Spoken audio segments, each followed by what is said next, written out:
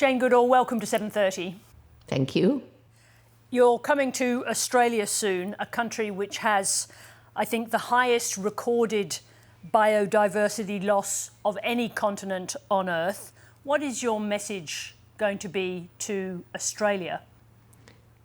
Well, my message will be that I have seen so many places where nature has been completely destroyed by human activities. Give that place time and maybe some help, nature will return. I have met so many people who've worked with animals on the brink of extinction, or plants for that matter. And because people care, those individuals, those species, have been given a second chance. So the message in Australia will be, you have done immense harm, but it's not too late. If people get together and work out ways of restoring the environment, restoring species, then hopefully this will happen. I want to go back to the beginning of your journey, which was, of course, to Africa, in Tanzania, your second trip there. You're living in a tent with your mother, trying unsuccessfully to get close to chimpanzees. Could you tell us what the breakthrough was? Well, the breakthrough, and it was when I was getting desperate because I only had money for 6 months. And after 4 months, as you say, the chimps were still vanishing in the forest when they saw me. But fortunately, one chimpanzee, a male with lovely white hair on his chin, and I called him David Greybeard, and he began to lose his fear. And he began to let me get a little bit closer. And on this one never-to-be-forgotten day, when I was walking through the forest, I saw him on a termite mound, and he was breaking off pieces of grass and pushing them down into holes in the termite mound, pulling them carefully out and eating the termites with his lips. And sometimes he picked leafy twigs, and to make them into tools, he had to pick off the leaves on the side branches. So David Greybeard was using and making tools to fish for termites. And at that time, science had decided humans, and only humans, were capable of using and making tools.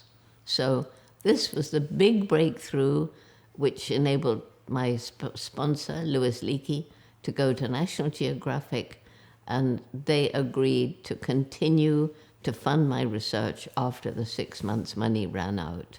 Science had drawn a very sharp red line between humans and animals, starting with the idea that animals didn't have feelings. Were scientists then receptive to your observations? When I went to Gombe, I hadn't been to college because we couldn't afford it. But after I'd been with the chimpanzees for about 1.5 years, when I'd already begun to learn how like us they are in so many ways in their behaviour and so on. And then Leakey, my sponsor, told me I had to get a degree. He wanted science to take me seriously. There was no time for an undergraduate degree. He got me a place in Cambridge University to do a PhD in animal behaviour. And I was nervous, and I got there, and I was told by the professors I'd done everything wrong. Chimpanzees should have been given numbers, not names. That was scientific. I couldn't talk about them having personalities, minds, and certainly not emotions, because those were unique to humans. But luckily, when I was a child, I had a wonderful teacher, and he taught me that in this respect, these erudite professors were completely wrong. And that teacher was my dog, Rusty. You cannot share your life with any animal and not know that we are not the only beings with personalities, minds, and emotions. That science practice of the 1960s that you're talking about told you not to have empathy with animals. But when you were in Tanzania, did you feel empathy for David Greybeard and the other chimpanzees that you were observing? Of course, I've always had empathy for animals. And I think one thing that's gone very, very wrong is science saying we shouldn't have empathy.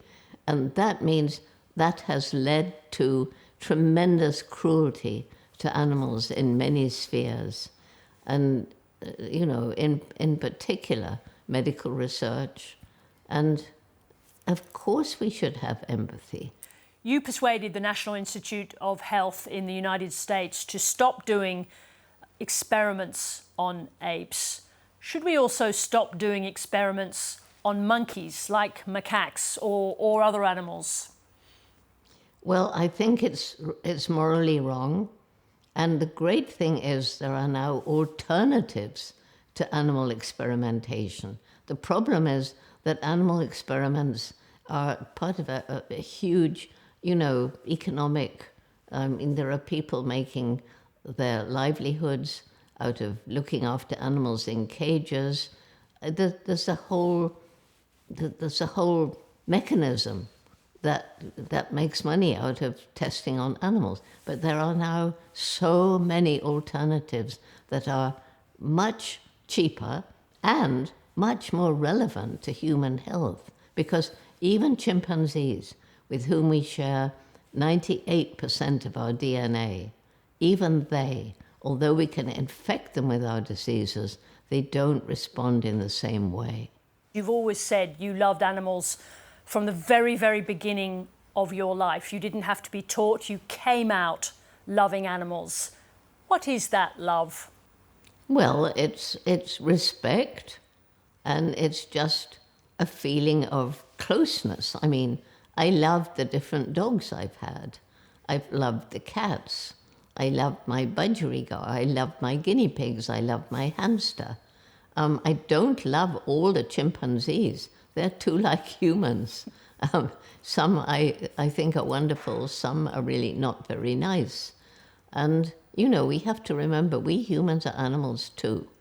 And we all know there are some humans we love and there are other humans we certainly do not love. I want to ask you finally about young people, because of course you've seen so much of mankind's degradation. You meet so many young people. How do you stop those young people from being overwhelmed by what's happening to their planet? Well, by getting them involved in hands-on projects that they choose to help people, to help animals, to help the environment.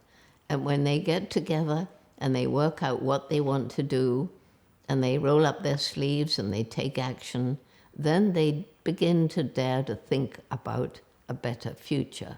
So my mission today, the reason I keep going age 90, is because if we lose hope, then we become apathetic, we do nothing. We don't want to bring children into a world where from the very beginning they believe everything's hopeless. We don't want to do that. We must not do that. And I believe we still have a window of time, and it's not only me, when if we get together, if we roll up our sleeves and take action, each of us doing what we feel is important, then there is hope for the future of the planet. Jane Goodall, thank you for talking about hope and bringing some hope to Australia, and for talking to us this evening. Thank you very much. Oh, thank you for the opportunity.